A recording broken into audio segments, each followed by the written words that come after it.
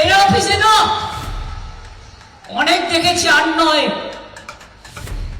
দিল্লি আমাদের বাংলা টার্গেট করেছে, আমাদের টার্গেট দিল্লি।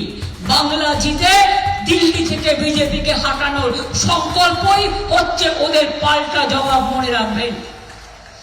আমরা বললে করি, ওরা বললে করে না, বুলডোজার চালায়।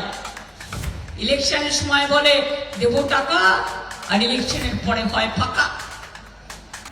बंगाल को टुकड़े करने की साजिश, ममता बनर्जी का केंद्र पर तेज हमला। पश्चिम बंगाल की राजनीति में बयानबाजी तेज हो गई है। ममता बनर्जी ने केंद्र सरकार पर गंभीर आरोप लगाते हुए कहा कि राज्य को बांटने की साजिश चल रही है। उन्होंने कहा कि दूसरे राज्यों में बंगाली भाषा बोलने वालों के साथ अत्याचार हो रहा है। साथ ही बीजेपी शासित राज्यों में मछली, मांस और अंडा खाने पर रोक लगाने का भी आरोप लगाया। ममता बनर्जी ने लोगों को सतर्क रहते हुए कहा कि किसी को भी अपना बैंक अकाउंट नंबर न दे, क्योंकि उसमें काला धन डाला जा सकता है। उन्होंने यह भी कहा कि चुनाव के बाद गैस की कीमतें बढ़ सकती है। इसके अलावा उन्होंने कहा कि सम्मान के साथ जीने के लिए तृणमूल की सरकार जरूरी है। साथ ही उन्होंने दावा किया कि 294 सीटों पर वही खुद उम्मीदवार है। चुनाव से पहले ममता बनर्जी के इन बयानों ने सियासी माहौल को और गर्मा दिया है। किस तरह से आज सीएम ममता बनर्जी ने केंद्र को फटकार लगाई, आइए सुनाते हैं। তোমাদের রাজ্যে আদিবাসীদের উপর অত্যাচার করো। উড়িষ্যায় কদিন আগেও কত অত্যাচার করেছো। তোমরা খ্রিস্টানদের উপর অত্যাচার করো, তোমরা সংখ্যালঘুদের উপর অত্যাচার করো, তোমরা আমাদের হিন্দুরা যারা দিল্লিতে যায় তাদের উপর অত্যাচার করো। তোমরা মাছ বন্ধ করেছো, মাংস বন্ধ করেছো, ডিম বন্ধ করেছো। আর ভোটের আগে কোকিল কিন্তু কাকের বাসায় ডিম পাড়ে, আর বাচ্চাটা বড় হয়ে ফুরুত করে উড়ে যায়। এরা ইলেকশনের সময় আসে, মোদি ভাই, অমিত ভাই, তারপর ইলেকশনের পর তোমার দেখা নাই গো, তোমার দেখা নাই। Kapaleshwari Ghatal Kapaleshwari master plan, Ghatal master plan সব আমাদের করতে হয়। তুমি এক পয়সাও দাওনি গো, এক পয়সাও দাও নাই। 100 দিনের কাজ বন্ধ করেছো,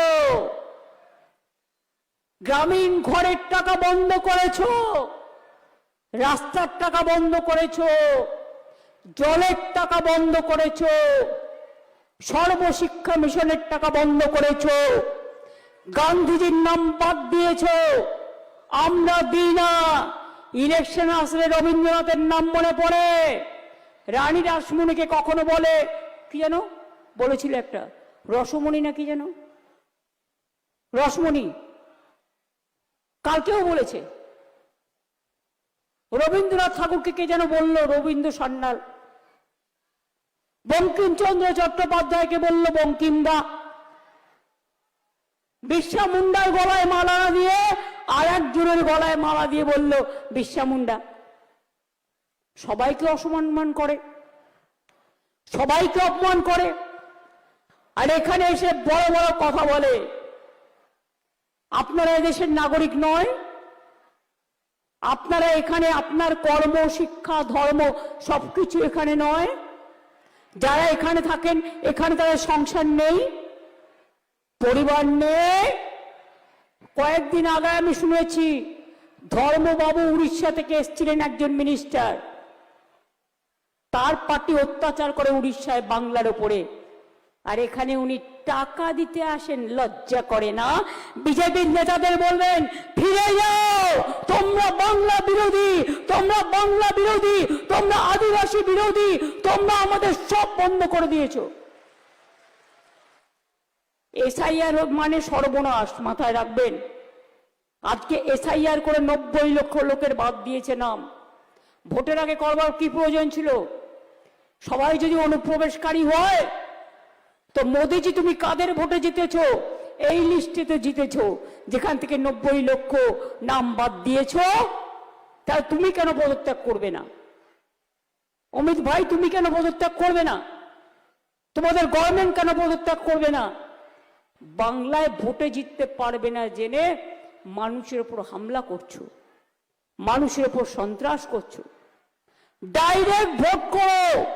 হিম্মত থাকলে দিল্লির সব লাড্ডুকে নিয়ে এসে যদি মনে করো বাংলার মানুষের উপর চাপিয়ে দেবে, বাংলা হার মানে না, বাংলা অপমান সহ্য করে না, বাংলা কখনো মাথা নত করে না।